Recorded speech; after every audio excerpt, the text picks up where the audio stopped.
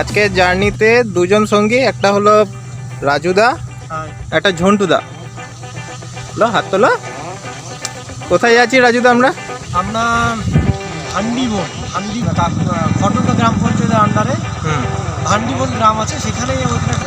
বেশ, চলো তাহলে এগো। চলো আমিও।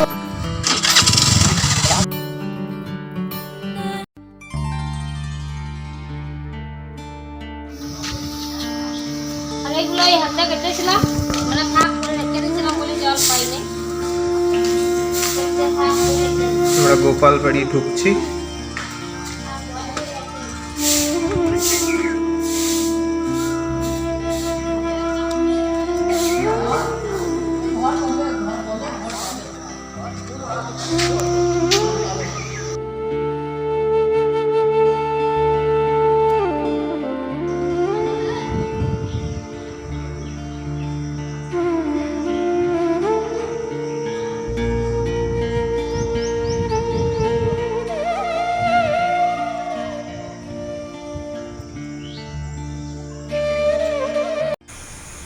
গোপালবাড়ির প্রাথমিক পুজো বেলা 10টার সময় শুরু হয়ে 11:30টার মধ্যে, 11:30 থেকে 11:15টার মধ্যে সম্পূর্ণ হয়।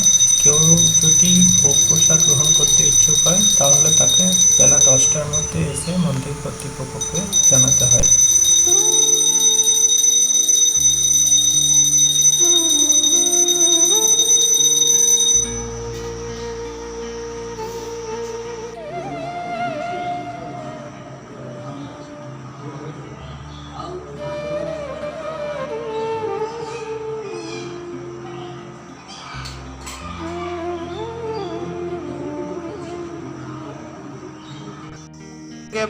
পুজোটা হয় কেন একটু বলুন তো?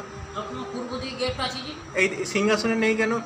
সিংহাসন পূর্ব ভক্তি না, এখন এইদিকে নামানো আছে কেন?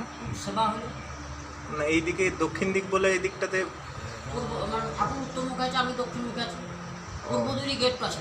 এটা পূর্ব দিক। আচ্ছা, মানে পুজো হওয়ার পর সঙ্গে সঙ্গে ওটা সিংহাসনে। আচ্ছা আমার ডেটটা পর্যন্ত। আচ্ছা।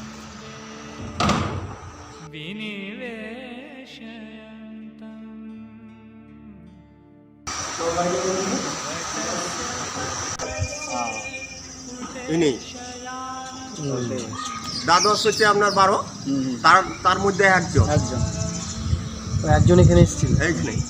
এই যেমন তারাপীঠ, ওখানে নাকি তারাপীঠ এটা ওই সেই পরের পর বলে আসে তো যে এটা মা দুর্গা, এটা মা লক্ষ্মী, মানে আমাদেরকে যেমন চিনি এসছে, আমরা সেই ছেলেপেলেকে চিনিয়ে আসছি, সেই কথাটাই শুনে আসছি। সেই যেমন ভেট বাগানে নাকি নতুন ছিল, ভেট বলতে এই গাছ, এই যে গাছ বড় বড় হতো নাকি, সেটা ভেট গাছ বলা। তাহলে এ নাকি লুকিয়ে গেছিলে, গল্পটা শোনা।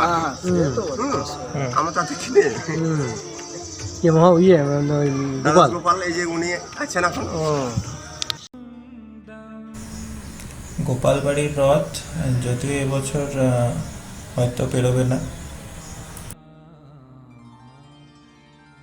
এখানে দোল পূর্ণিমায় শ্রীগোপাল আসন গ্রহণ করেন এবং এখানেই দোল খেলেন। ভান্ডেশ্বর শিব মন্দির।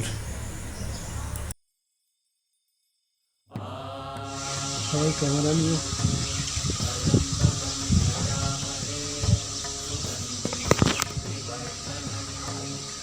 এটা হলো ভান্ডিরবনের শিব মন্দির।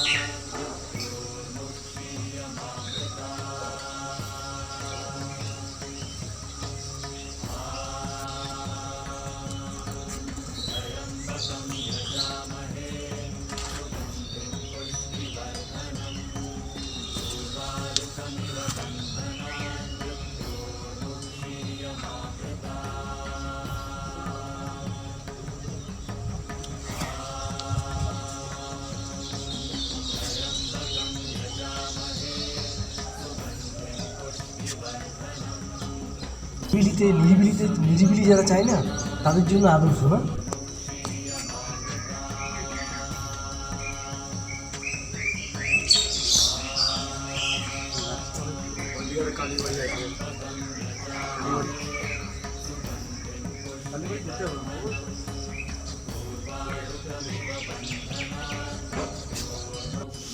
কেমন লাগে?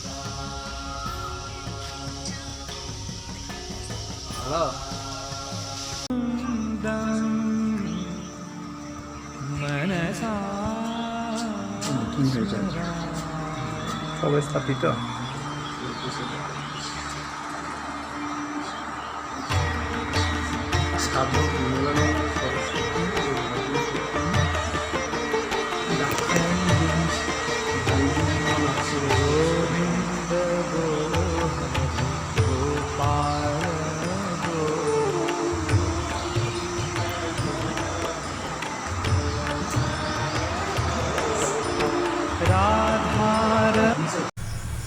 বীরসঙ্গপুরের কালীবাড়ি, যিনি জরাসন্ধ কালী নামেও পরিচিত, এবং ওখানকার স্থানীয় পুরোহিত সেখানকার কিছু ইতিহাস আমাদেরকে জানাচ্ছেন। এটাকে বলা হয় দ্বিতীয় বৃন্দাবন। ভান্ডিরগঞ্জ থেকে এই এলাকাটা দ্বিতীয় বৃন্দাবন কেন বলে না, এখানে শিব, গোপাল, কালী তিনটে। এবার গোপালের যখন রাস হয়েছিল, রাসের সময়তে মা মহামায়া গোপালকে সাহায্য করেছিল কি, সে দাঁড় আগলে বসেছিল যাতে শিব না ঢুকতে পারে। হ্যাঁ, যার জন্যে গোপাল এই মাকে আবার বলেছে তুইও এখানে চলে আয়।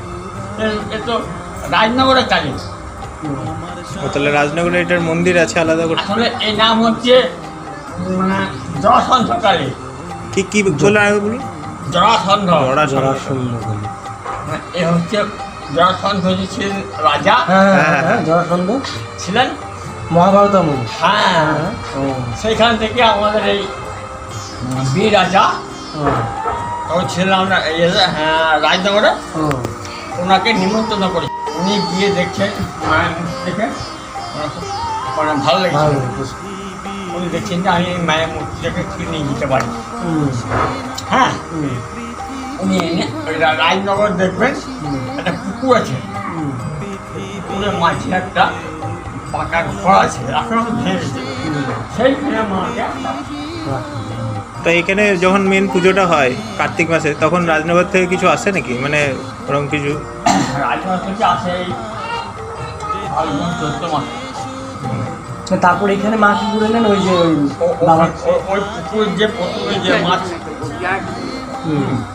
ওই পুকুরের যে প্রথম মাছ ধরা পড়বে, তাতে 3 কেজি হোক বা 5 কেজি হোক, মাকে দিতে হবে। এটা নিয়ে যাবে। ও প্রায় আসে মাছ।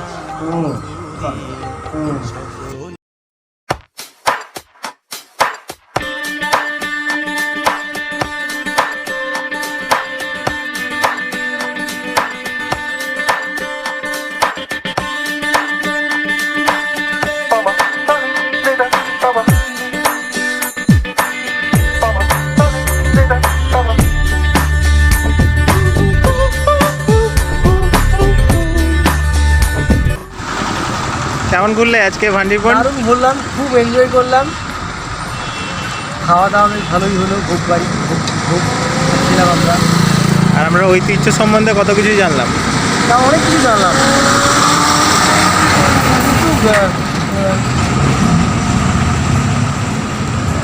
এখানে তিনটে তীর্থ দ্বিতীয় বৃন্দাবন বলতে যাকে নাকি, খুব সুন্দর লাগলো, খুব ভালো দিনটা কাটালাম। ঝন্টুদা তোমার? ঝন্টু কিছু বলবে? খুব ভালো লাগলো।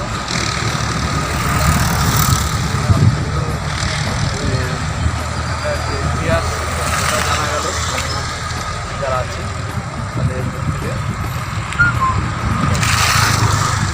সবাইকে আসতে বল, সবাইকে একবার ঘুরে আসতে বললো। আর সবাইকে অনুরোধ করছি যাতে সুন্দর স্থান আমাদের বীরভূমে কি আছে, সবাই যেন যাই, সমৃদ্ধ করুক জায়গাটাকে, এটাই আশা রাখি।